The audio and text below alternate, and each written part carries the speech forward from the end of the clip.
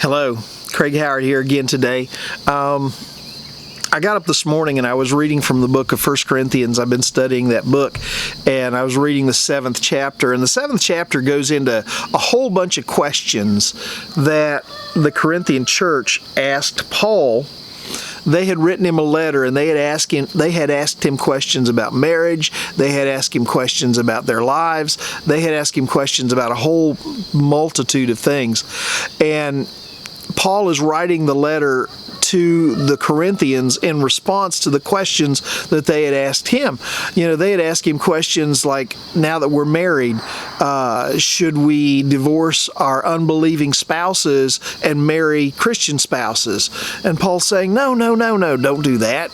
He's saying, be a witness to your unbelieving spouse. God honors marriage. One of the things that I was talking to a young lady here not too long ago, and I said, what's your biggest fear about getting married? And she said, divorce. She said, everybody around me seems to be getting divorced, and it's like marriages can't hold together. And I said, marriages don't hold together because people don't follow God's plan for marriage. If you and your spouse will both follow God's plan for marriage, there's no reason marriage can't hold together. But you see, the people, the Corinthians were writing from a very wicked place. Corinth was a huge trading town, a huge town of commerce in the ancient world, and it was a town that was filled with all sorts of wickedness. There were temples in Corinth they were basically houses of prostitution, and you went there and you spent time with a prostitute as a form of worship. They were called temple priestesses, and so you engaged in sexual immorality as a form of worship. Definitely Paul wanted them to change that practice. But, they were saying, well, should I leave my spouse, or should I uproot my life? Should I get circumcised? Should I become a different person? What should I do now that I'm a Christian? How do I need to change who I am? And Paul is basically writing to them and saying, if you look over at the 17th verse, he said, each of you should continue to live in whatever situation the Lord has placed you, and remain as you were when God first called you. This is my rule for the churches. Now, I don't think Paul was saying, if you're a temple prostitute, continue as a temple prostitute. I don't think Paul was saying, if you frequent these places, that you should continue to do that. That's not what he was saying. But he was saying, by all means, don't leave your spouse just because your spouse doesn't believe. In fact, he says you have a special opportunity to witness to and to perhaps win that spouse to Christ if you'll just hang in there and be the witness you should be and be the person you should be. Some people think that when they come to Christ that they've got to become a completely different person, and by that I mean, I've got to leave my job and I've got to go off to Bible college and learn to be a preacher, or I've got to leave my job and go study to be a missionary. Now listen, if God calls you to do that, that's absolutely wonderful.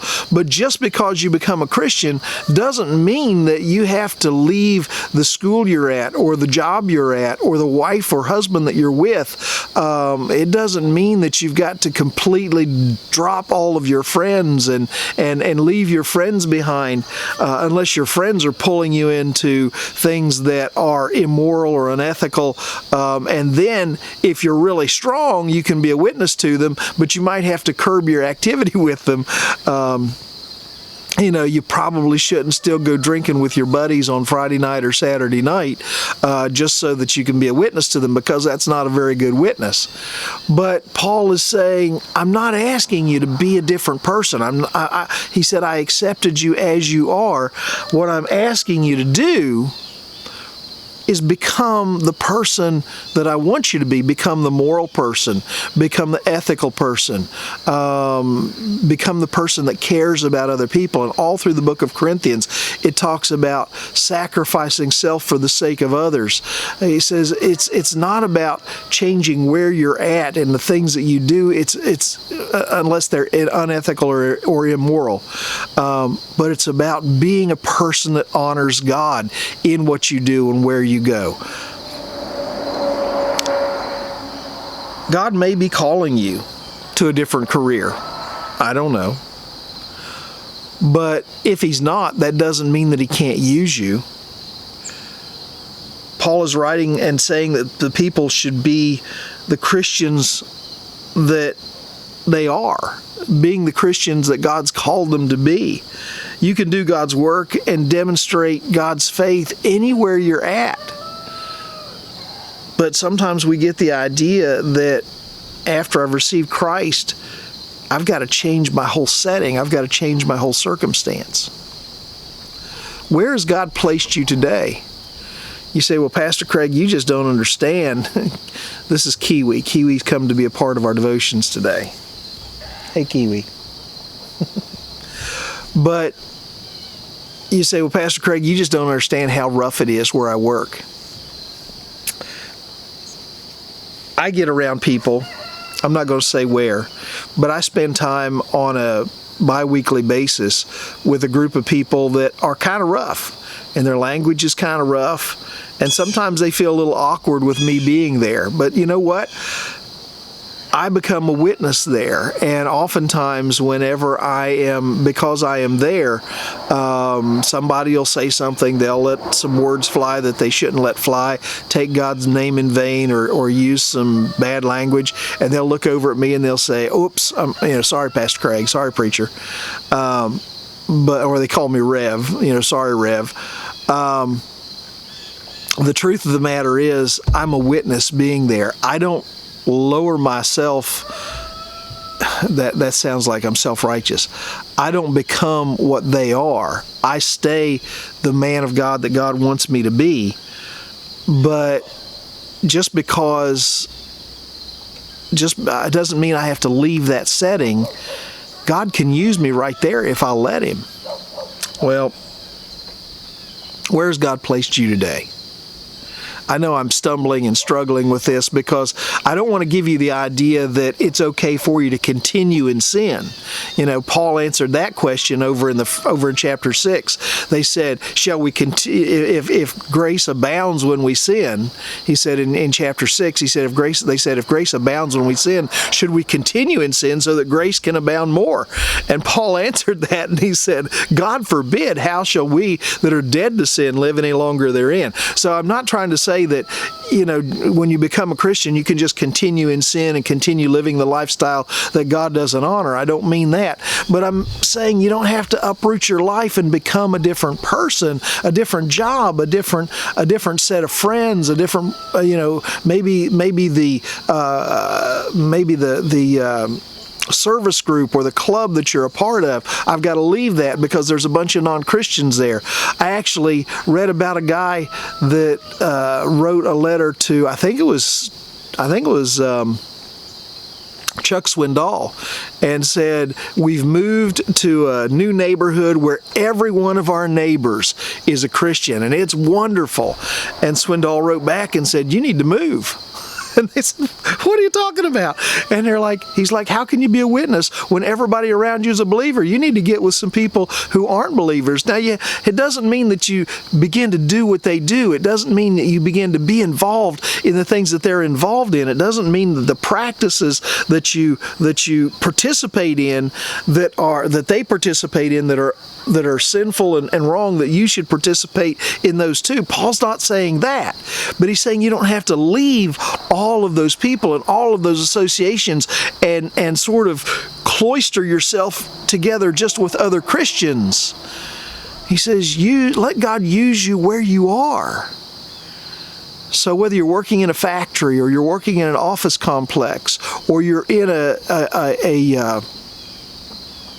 you're in a university where there's a lot of unscriptural teaching going on, and there's a lot of ungodly stuff going on, or whether you're in a high school where a lot of your friends are drinking and doing things that they shouldn't do, or God's saying you don't have to pull yourself out of there and become homeschooled. You don't have to pull yourself out and just go off to a Christian college. You can be a Christian where you're at, but you've got to be strong. Number one, you need to bring some other Christians into your life that you can have fellowship with and that can challenge you. You need to get involved in a good local church that can help ground you and help be a part of who you are, or help you be a part of who God wants you to be.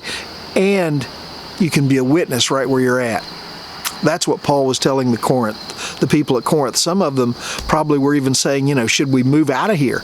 And Paul's saying, no, be a witness where you're at. Be a witness where you're at. Well, my time is gone, and I've probably just said a whole bunch of the same thing over and over and over again. But I hope you get the message. If you're a Christian, be God's person where you are, in the circumstances you're in. Don't long to change your circumstances so that it's easier. God has you there for a reason. Find out what that reason is and allow Him to use you in a powerful way. Well, I got to go. Hope you have a good day. I'm looking forward to having a good day. It's kind of a foggy, hazy morning here still. The sun's just coming up over the mountain. I know you can't see it too well, but I'm looking forward to what God has in store for me today. I hope you are too, and I hope it's a day that's filled with blessing. If you're watching this on YouTube, click subscribe. If you're watching this on Facebook, share it. If you're watching this on YouTube, copy the link and throw it on your Twitter account or something like that to share it with some other folks. That way we can just kind of spread the word. And if you think I'm absolutely stupid in what I'm doing and what I'm saying, well, then don't share it. Anyway, I hope you have a good day. I got to go. God's blessings on you, and I will see you tomorrow.